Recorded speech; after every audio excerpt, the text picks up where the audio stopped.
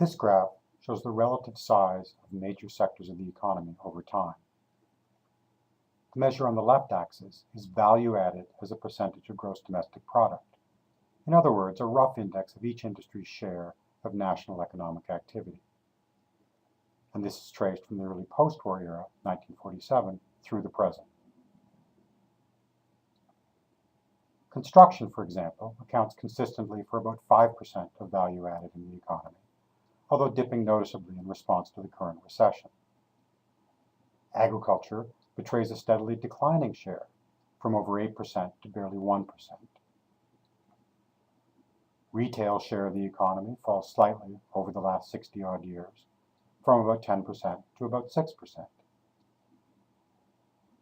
And education and health grow steadily, pushed mostly by the rising share of healthcare. The information sector rises as well, although not as impressively as one might expect in the much heralded information age.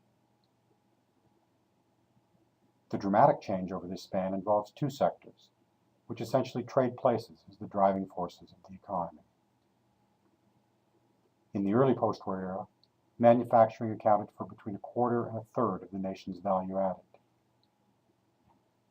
This fell steadily, dipping below 20% in the late 1970s and below 15% in the late 1990s.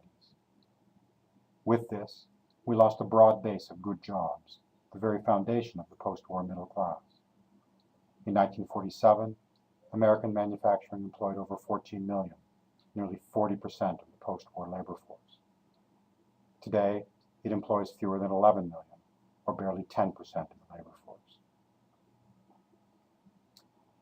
In the early post-war era, finance accounted for about 10% of the economy.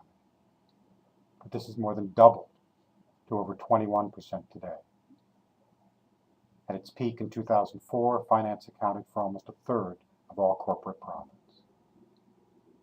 This is not the foundation for an economy of sustained and shared prosperity.